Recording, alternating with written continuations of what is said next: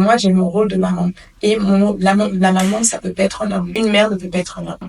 C'est une femme qui est qui est une maman. Quelle est la position qu'on doit adopter pour avoir un féminisme qui est positif? À la base, les féministes et le féminisme étaient pour défendre des droits que les femmes n'avaient pas. Mais des droits qui étaient des droits fondamentaux qui étaient normalement, qui étaient des droits que tout le monde devait avoir. Maintenant, le problème intervient où il y a certaines femmes qui utilisent cela comme un cheval de Troie pour défendre des valeurs qui ne sont pas du tout correctes et qui servent leur cause. Moi, je trouve que c'est pour servir leur cause, ou même pas servir leur cause, pour servir leur trauma.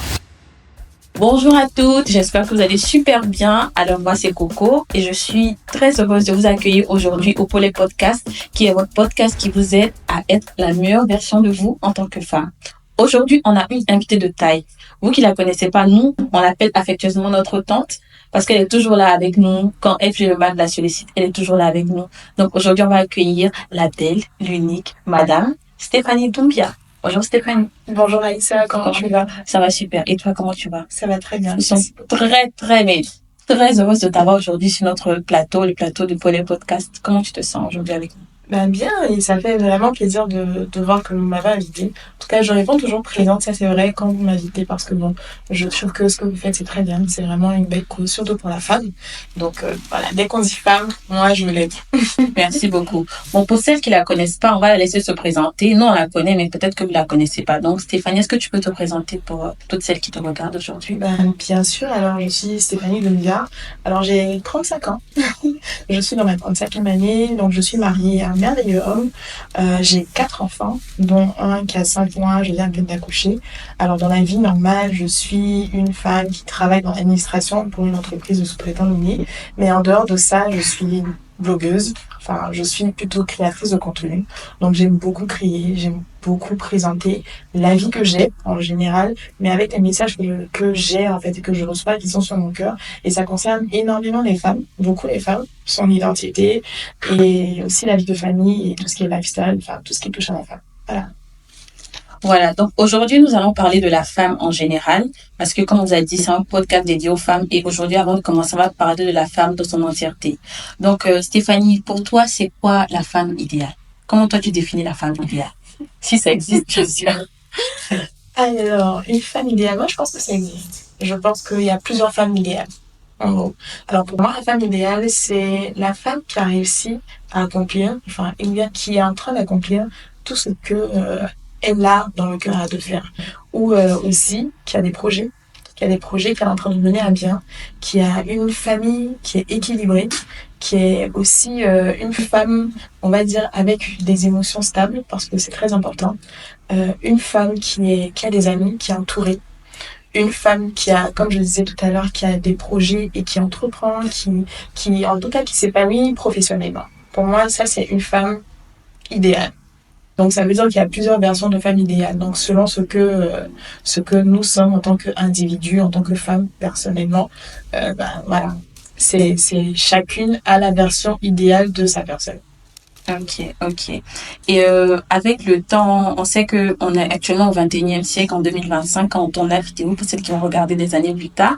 Et qu'est-ce que tu penses est-ce que tu penses que la femme a changé bien, les attentes vis-à-vis des femmes ont changé dans les années 1900 à 1800 à maintenant? Est-ce que tu penses qu'il y a un grand changement ou c'est à peu près pareil, mais juste que ce sont les siècles qui sont différents?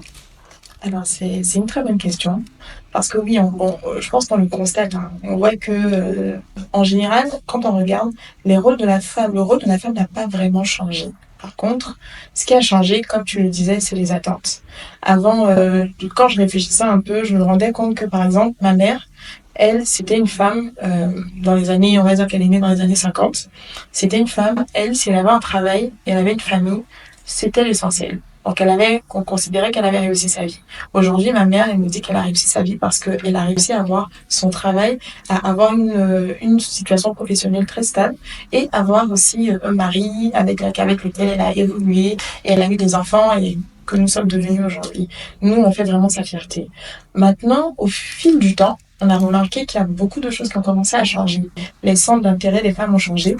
Elles n'étaient plus forcément portées sur leur famille. Maintenant, c'est plus sur l'accomplissement personnel, le fait de développer des projets, parce que je pense qu'aussi que le système patriarcat, on peut le dire, hein, a quand même laissé des séquelles à la femme. On a cantonné la femme à une certaine position, justement, à la cuisine, ce qui n'est pas totalement faux, mais ce qui n'exclut pas non plus le fait qu'elle doit sortir de cet environnement-là. La femme a beaucoup de... Et en fait, elle est multipotentielle. Donc, on peut pas la cantonner à un rôle. Et c'est ce qu'on a remarqué. Donc, maintenant, à cause de cette frustration que les femmes ont ressentie pendant les années 50, 60, etc., de nos mamans, maintenant, elles ont décidé un peu pas de se révolter, mais de montrer qu'elles aussi, elles sont capables de faire certaines choses. Et ça fait que il y a, on va dire il y a un poids qui a été mis un peu... comment dire ça? Je sais pas si je vais dire un poids, mais c'est plutôt... en fait, il y a une négligence qui a commencé à s'installer au niveau de la vie de famille.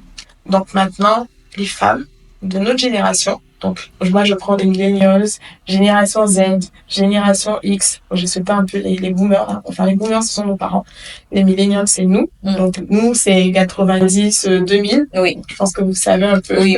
Et tout, après X, Alpha, etc. Et maintenant la génération Alpha. Et je crois qu'il y a une autre génération maintenant qui est... Ah non. Mais les 2025 là, je crois que c'est une autre. Je sais pas si c'est, je crois que c'est, je sais plus. Moi, je sais Non, pas. oui, ce sont tous les alpha. Bref, c'est pas important. Mais en gros, toutes ces générations-là ont subi d'énormes changements dus aux frustrations que les générations précédentes avaient accumulées. Donc c'est normal maintenant, les femmes, elles désirent être tout. Elles veulent être entrepreneurs. Elles veulent être DG, le CEO de n'importe quelle entreprise. Elles veulent se sentir capables de faire tout, en fait. Et ce qui est bien, mais bon, après aussi, il y a un petit revers quand même, parce qu'il y a des choses qui sont négligées. Ouais. Et selon toi, c'est quoi ce revers-là? Alors, pour moi, le revers, c'est que le rôle principal, pour moi, de la femme a été un peu négligé. La femme est un peu on va dire, l'homme est on va dire le chef de la famille, en tout cas pour moi. Oui. Mais la femme est comme le ciment. C'est celle qui vient tout gérer, c'est elle qui vient tout coordonner. Lorsqu'on commence à déplacer cette borne-là, donc on déplace la femme à ce rôle, on la sort de ce contexte et qu'on lui demande de faire autre chose et qu'elle est concentrée sur autre chose, ce rôle-là est un peu lésé. Alors que personne ne peut la remplacer à ce niveau-là. On peut pas remplacer une mère. C'est compliqué. Et on voit qu'il y a beaucoup de personnes, on va dire les générations qui ont grandi sans leur maman ou sans leur papa, on voit les séquelles, on voit qu'il y a des blessures intérieures qui sont nées. Et c'est devenu compliqué quand même. Donc voilà. Donc, pour moi, ça c'est le revers de la médaille. Je pense que, au fait, à cause de peut-être des choses qu'on voit dans la vie en général, quand on dit les femmes en tant que chef de famille, automatiquement c'est non, aucun homme n'est mon chef. Mais comment toi tu définis un chef de famille? Ok. Alors pour moi, un chef de famille c'est un leader. Donc c'est la même chose. Un leader c'est en anglais, c'est chef. Mais en fait, le leader ici, c'est lui qui donne la voix. Donc il est devant. Quand on est devant, c'est-à-dire qu'on prend tous les coups. Quand il y a des coups qui arrivent, on prend les coups. Et surtout, c'est le leader qui donne la direction. Sans forcément être en train de les enchaîner. Mais c'est une direction qui est faite librement. La femme, je pense que personne dans la société là, à part les mariages forcés qu'on a subis, mais maintenant, tout le mariage était fait librement. On a choisi en tant que femme, on choisit son chef. Donc, ce chef qu'on a choisi, on a quand même une sorte de responsabilité à suivre en fait la voie. C'est pour ça que c'est important de savoir en fait qui on marie. C'est hyper important. Donc quand on arrive voilà, donc pour moi le leader c'est ça. C'est un leader, c'est celui qui donne la direction, c'est celui qui montre la voie, c'est celui qui a un exemple aussi dans ses valeurs, dans sa manière de fonctionner, qui est aussi qui est très on va dire qui est responsable. Moi vraiment le leader est quelqu'un de responsable. Il ne peut pas mettre la faute d'un échec sur les personnes qu'il dirige, qu'il dirige. Donc, c'est impossible pour moi. Et est-ce que tu peux encore peut-être mieux expliquer quand tu as dit tout à l'heure que la femme c'est le ciment? Parce que peut-être ciment, moi je fais pas la construction, je sais pas de quoi il parle. Ciment, c'est-à-dire, est-ce que tu peux peut-être mieux définir quand tu dis la femme est le ciment de la femme? Comment dire, si tu veux, c'est une expression que j'ai utilisée, mais j'essaie d'imager ça. Alors, on a les fondations. les fondements, celui qui bâtit, en fait, donc c'est l'homme. Donc, c'est lui qui a la vision. C'est lui qui donne le temps de la famille, qui dit exactement, bon, où est-ce qu'on va, qu'est-ce qu'on fait aujourd'hui. Et la femme, c'est elle qui le matérialise.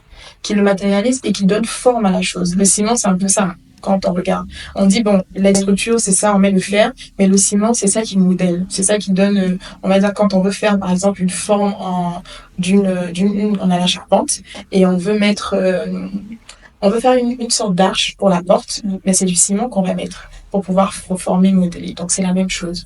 Donc la femme, elle vient pour apporter quelque chose de particulier, elle vient donner une touche et elle vient donner en fait comment l'orientation limite en fait de la manière dont on va à orienter la vision que l'homme a donnée. Je sais pas si c'est bon. Oui, ça, c'est clair. C'est vraiment clair. C'est vraiment clair. En tout cas, c'est clair pour moi. J'espère que c'est clair. J'espère aussi. Alors, Stéphanie, ma prochaine question, c'est de savoir, par exemple, disons que moi, je suis une jeune femme, je viens à peine de commencer à travailler. Comment est-ce que je peux devenir peut-être la meilleure version de moi-même? Tu penses que qu'est-ce que je peux, par exemple, sur quoi est-ce que je dois mieux m'accentuer en tant que peut-être femme célibataire? Par exemple, oui, j'ai ma carrière, oui, mais comment être épanouie, si je peux le dire, en tant que jeune femme dans la vie de tous les jours? Ok, en fait, c'est une question qui est très vaste, hein. Super vaste. Alors, déjà, moi, le premier point, c'est que il faut connaître son identité. Et connaître son identité, c'est savoir en vrai quelles sont ses valeurs. En fait, une identité est basée sur les valeurs qu'on défend et ce qu'on dit qu'on est en gros. Donc, si on dit que moi, par exemple, je vais dire, je suis une femme de foi. Donc, tout ce qui concerne la foi, c'est quelque chose que je ne peux pas brader, impossible. Dans ma vie, c'est pas possible. Donc, tout ce qui vient à l'encontre de ma foi, c'est quelque chose que j'annule totalement. Je dis non. Par contre, si on est dans une situation où ma foi doit être mise à l'épreuve, je sais exactement ce que je vais faire. Donc, je vais utiliser certaines armes en griffe pour pouvoir contrecarrer ce point qui vient vers moi. Oui. Ensuite, donc, on est parti maintenant sur les valeurs. Donc, la foi, on peut aussi dire que je suis une personne de parole. Donc, ce que je dis, je le fais. Et on sait qu'il y a beaucoup de filles maintenant, bon, on n'est pas comme ça. On de stabilité sur certaines choses, oui. Même dans nos sentiments. Oui. Et là, je vais venir sur ça. Il faut aussi, pour une femme qui veut être une jeune fille et célibataire, qui veut être une meilleure version d'elle-même, il faut vraiment, vraiment qu'elle travaille sur ses émotions. Parce que nous tous, on sait très bien, les femmes sont des êtres très émotionnels. Oui. Et c'est ça qui fait la beauté de la femme, parce que nos émotions sont très, très vives. Elles sont... Comment expliquer ça? Mais tu vois quand... En fait, on a fleur de peau. Oui. On est très sensible à beaucoup de choses. C'est une grâce parce que les hommes ne sont pas comme ça.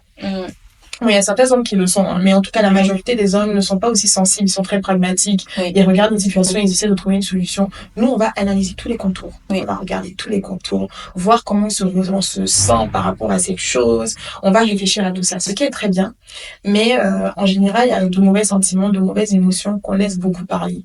Comme, par exemple, l'amertume. Oui. L'amertume, le sentiment de rejet, qui devient à la suite une blessure quand on la laisse traîner.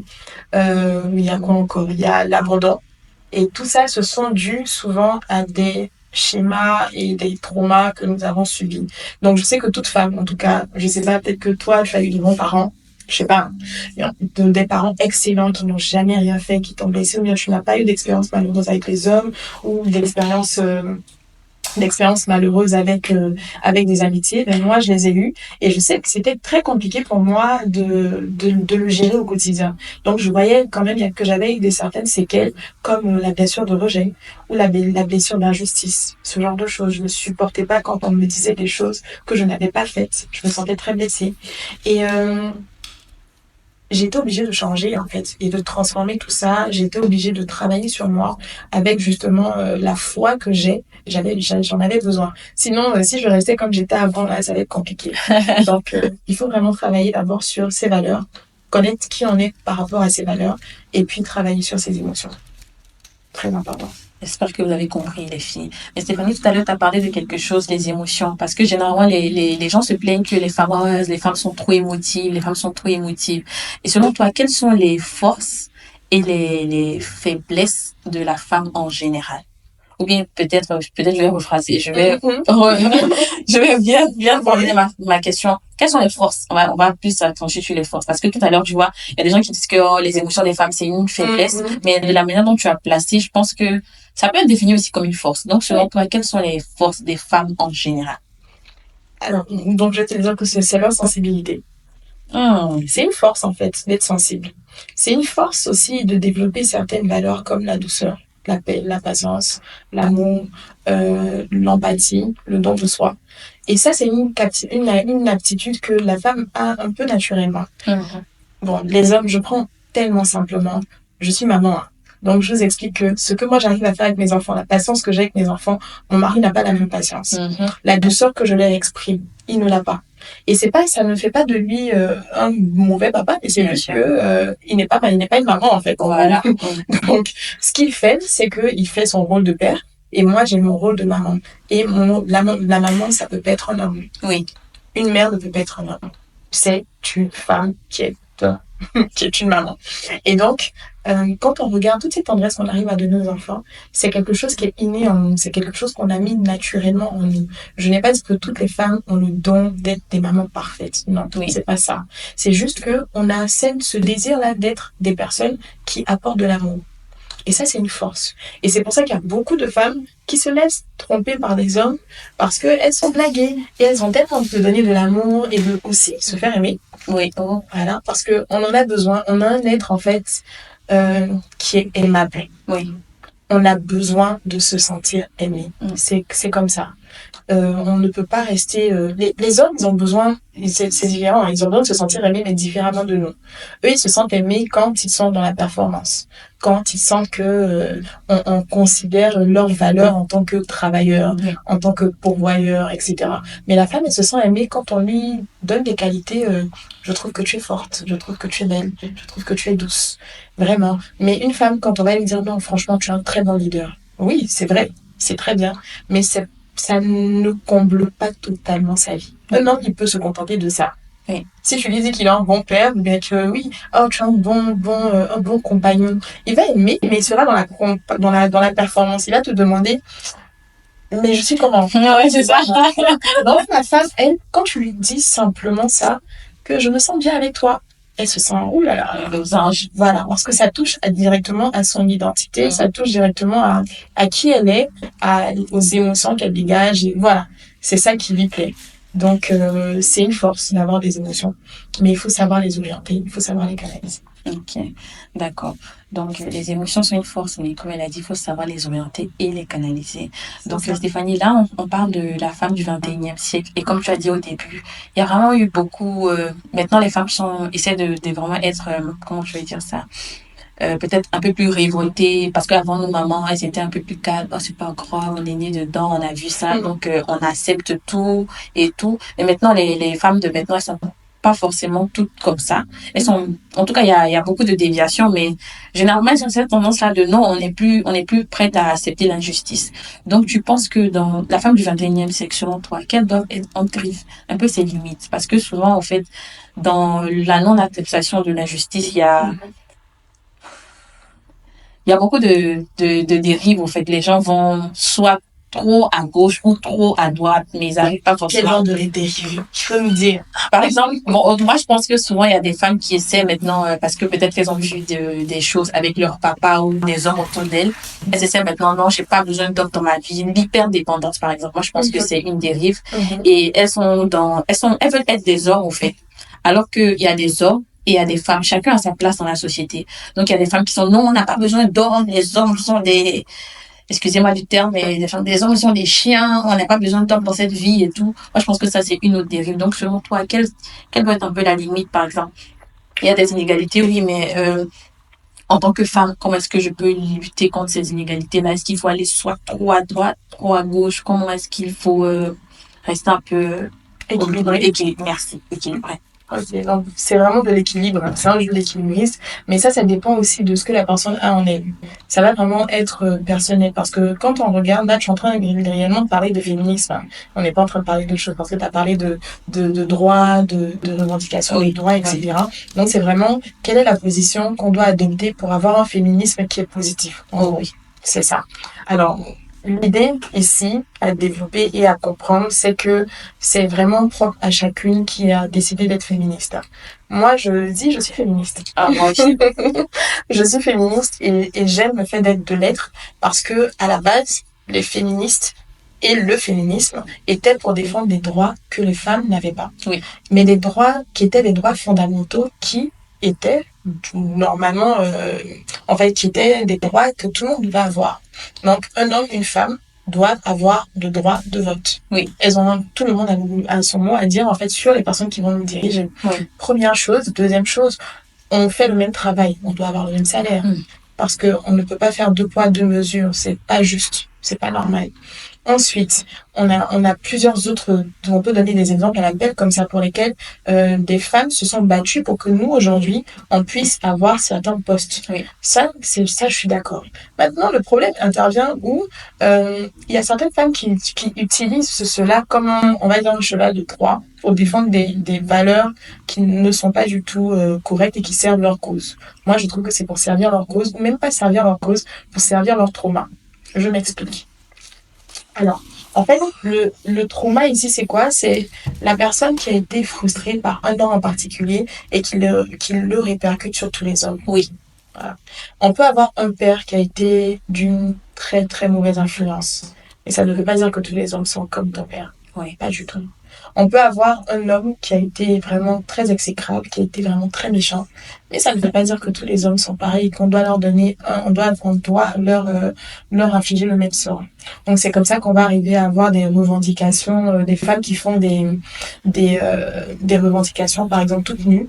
Ce que je trouve inutile, parce que pour revendiquer, on n'est pas obligé de montrer que notre corps, notre âme nous appartient en se mettant nu. Au contraire, là, tu es en train de montrer que bon, tu peux tout faire avec ton corps, c'est vrai, soit. Mais est-ce que cela est édifiant, cela te grandit, cela montre quelque chose qu'on doit retenir de toi? Non. Là, on est arrivé maintenant dans une rébellion contre les hommes. On est arrivé maintenant à une rébellion même contre nous-mêmes, notre corps, nos valeurs. Donc ça fait qu'il n'y a plus de valeurs. On décide maintenant, comme on a eu des personnes qui nous ont violés, on a eu des cas de viol, on décide que tous les hommes doivent subir ces conséquences-là. Non, moi je crois en la restauration. Moi je crois qu'une femme qui a été violée, une enfant qui a été abusée, elle a la capacité d'être restaurée. Ça, j'ai la certitude de ça parce que j'en ai beaucoup vu. Maintenant, après, je n'ai pas dit que c'est quelque chose de facile. Mais il ne s'agit pas d'en faire un cheval de bataille et de venir présenter tous les hommes comme des prédateurs. Il y a beaucoup d'hommes prédateurs. Aujourd'hui, j'ai écouté une information qui m'a choquée. Il y a beaucoup de pédophilie. Et franchement, 90%, la majorité, c'est des hommes. Mais ça, c'est un autre débat parce que on va dire que ça, c'est autre chose. Moi, je mène sur beaucoup de choses comme l'hypersexualisation de certaines valeurs qui ont été perdues. Ça, c'est une autre question. Mais est-ce que ça fait de tous les hommes, il y a quand même encore 10% des hommes qui sont encore bien. Donc, qu'est-ce qu'on fait? Est-ce que on cherche réellement à trouver une solution de paix ou on cherche une solution où l'autre sera écrasé parce qu'on a été écrasé? Moi, c'est la question que je me pose. L'idée, c'est on peut pas vivre l'un sans l'autre. On peut pas. On a été créés pareil, on a été créés deux. Dieu sait pourquoi. Je pense que c'est lui qui est le créateur. Hein. C'est un créateur, il sait ce qu'il fait. Donc, il y a vraiment cette notion à bien définir, à être bien sûr que est-ce qu'on n'est pas en train de revendiquer quelque chose qui est en train de créer un déséquilibre dans la société.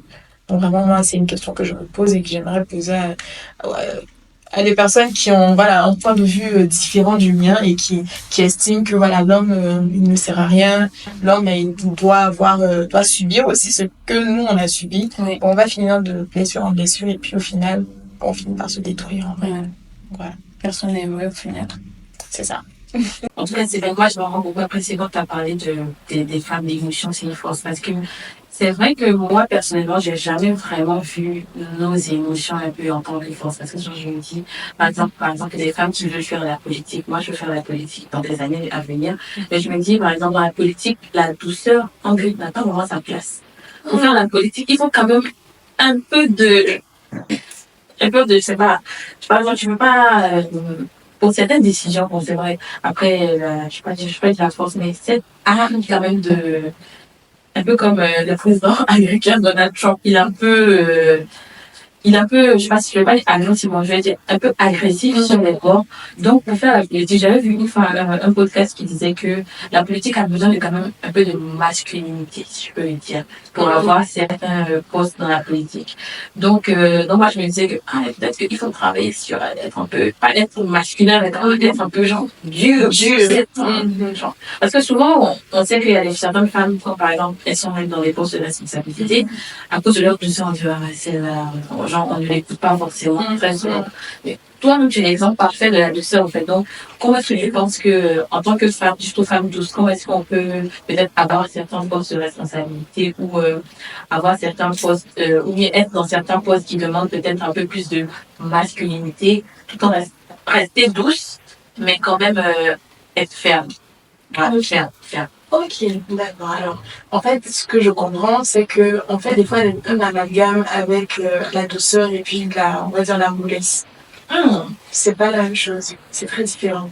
On peut être doux et très ferme. Ok. On peut exprimer, en fait, la douceur, c'est la manière d'exprimer quelque chose, mais enrobé d'amour et d'empathie. C'est tout simplement ça. Je peux te dire aujourd'hui, je ne suis pas d'accord avec toi. Et puis, je peux te dire de manière très dure, je ne suis pas d'accord avec toi avec des propos très méchants. Ok. C'est là la différence. Quelqu'un qui est dur, c'est une personne, en fait, qui ne prend pas la peine de considérer l'autre en face. Alors qu'avec la douceur, on peut exprimer un mécontentement en parlant d'une manière à ce que la personne comprenne le mécontentement, mais pas exprimer une émotion négative. Ça fait totalement la différence. Alors, être doux, c'est une force. C'est une très grosse force. Surtout dans le milieu politique, parce que le milieu politique manque de douceur. Oh, oui, il n'y a pas de douceur là-bas. Les gens, tout ce qu'ils essaient de faire, c'est de s'écraser. Le milieu, en tout cas, de ce que je vois, ils essaient vraiment de mettre leur position en avant, en écrasant les autres. Ouais. Voilà. Et c'est ça en général. Et une fois, mon mari m'a expliqué, il n'y a pas très longtemps, il y a eu un débat qui s'est passé par la télé. Et il y a eu des dames, je crois qu'il a usé de douceur, mais incroyable. Et ça a désarmé toutes les autres femmes. Je sais pas si, c'est un peu politique, donc j'ai pas forcément envie de dire les noms, mais en gros, elle leur a fait comprendre que nous sommes toutes des femmes et qu'on est censé travailler ensemble. Donc, qu'on soit d'un parti politique ou d'un autre, nos opinions politiques ne vont jamais créer de problème. Et quand elle a dit ça, les dames se sont dit, en fait, oui. Et elles n'ont plus rien eu à dire parce que la parole qu'elle avait donnée, les mettait toutes d'accord, ça apportait la paix. En fait, une parole, la douceur, en fait, c'est la manière dont on parle et une parole qu'on donne à une personne. Et c'est comment on enrobe cette parole-là. Okay. La douceur, c'est pas des paroles doucereuses. Les paroles doucereuses, c'est pour blaguer les gens. Donc, mais j'aime comme tu es, alors qu'on ne le pense pas. Oui. La douceur, c'est une manière d'apporter ce qu'on pense, mais avec de l'empathie. Ouais. En fait, c'est tellement profond. Parce que moi, je crois que l'amour est la plus grande force de toute la Terre. Oh oui. Quand on aime, l'amour désarme beaucoup de choses. Oui. Donc, si on a la possibilité de l'exprimer, et l'amour s'exprime avec la douceur. Vraiment. C'est vraiment, en fait, c'est assez profond parce que je n'ai pas encore toute l'étendue de ce que la douceur est capable de faire, mais du peu que je vois et de ce que j'ai eu de ma petite expérience, je vois que ça a désarmé beaucoup de choses. Oui. Moi, je sais que, par exemple, une parole calme, une parole douce calme la fureur. Oui. Quand tu dis à une personne, tu es beau, alors que la personne se sent vraiment pas belle, ou bien tu peux dire tu es beau en disant mais toi tu sais que tu es belle, hein. Ça peut ne pas forcément toucher la personne. Mais quand on le dit avec un certain cœur, c'est une disposition de cœur aussi. En tout cas, c'est très profond. Moi, j'aime beaucoup la douceur. C'est quelque chose qui m'a beaucoup servi dans mon mariage. Ça a appris à calmer le tempérament très, très fort de mon mari. Et je travaille toujours, je continue à travailler dessus. Mais je sais que si, en tant que femme, on développe cette douceur que Dieu a mise en nous, quand même un peu cachée, on peut arriver à faire de grandes choses. Et encore plus dans le milieu politique. Donc, Stéphanie nous dit que la douceur, c'est pas un défaut. Donc, si tu es comme moi, que tu te dis, peut-être tu veux faire la politique ou tu veux avoir certains postes de responsabilité, tu te dis que non, il faut que je sois plus dure parce que comme ça, les gens vont me respecter. Non, tu peux rester douce, mais tout en étant ferme. Donc, ça, c'est un point sur lequel tu peux travailler. Donc, Stéphanie, normalement, tu devais faire ça au début, mais c'est pas grave. Est-ce que, ici, on a notre Pollet Box, on appelle la Pollet Box à l'intérieur des questions. Okay. Donc, on veut que tu tires une question à l'intérieur. Donc, voilà. Ok. Je vais prendre celle-là. Ok. Je te la donne. Tu savais pas lire? Tu peux la lire si tu veux. C'est quoi ta question? Oh, c'est sympa. Quelle est la dernière musique que vous avez écoutée? Ok. Alors, la dernière musique que j'ai écoutée, mais en fait, je sais pas si c'est du gospel. Bien sûr, vas-y, c'est la musique que tu écoutais, vas-y. Oui, c'est un cantique de Pasteur Mohamed, donc Ok. dans l'assemblée dans laquelle je me trouve. Et il disait justement, les paroles disent, crée en moi un cœur pur, renouvelle en moi un esprit bien disposé. Donc ça, franchement, depuis ça tourne dans ma tête en fait. Il y a ça, et puis dans ce que j'ai écouté, ouais, c'est tout, hein, c'est ça que j'écoute actuellement, et c'est ça qui est drôle. Et là, on parle de douceur, de cœur, donc Oui, ça un roule, cœur quoi. Ça La roule. pureté, la douceur, moi aussi. Ouais. Donc, Stéphanie, là, on est presque à la fin. Donc, qu'est-ce que tu aimerais peut-être dire à toutes ces femmes qui t'écoutent, ces femmes du 21e siècle que nous sommes, quels conseils, quelles paroles tu aimerais dire à toutes ces femmes? Ok.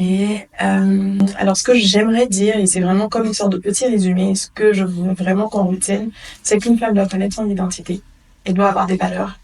Et puis, elle doit réussir à gérer ses émotions. Et quand elle va réussir à faire tout ça, elle verra qu'elle pourra conquérir plein de choses. Tout ce qu'elle va vouloir obtenir, elle l'aura. Voilà. D'accord. Et Stéphanie, selon toi, quelle est la prochaine femme que nous devons inviter sur notre plateau? C'est une très bonne question. Ouh là là, j'y ai pas pensé. Alors, Non. j'en ai tellement dans ma tête, en fait, c'est pour ça que... Vas-y. Là où les cite-les. Et vous parlez de quoi aussi, selon toi? Il y a tellement de sujets, c'est tellement vaste qui concerne la femme. Après, bon, je te dis les noms comme ça, hein, parce que c'est à elle que je pense, parce que je les connais surtout. Je pense à Mouna. Elle s'appelle Mouna Estelle. Son témoignage est incroyable. Sa vie est un témoignage assez incroyable. Ok. Et surtout pour parler d'une femme leader, parce que je trouve que c'est un très bon leader.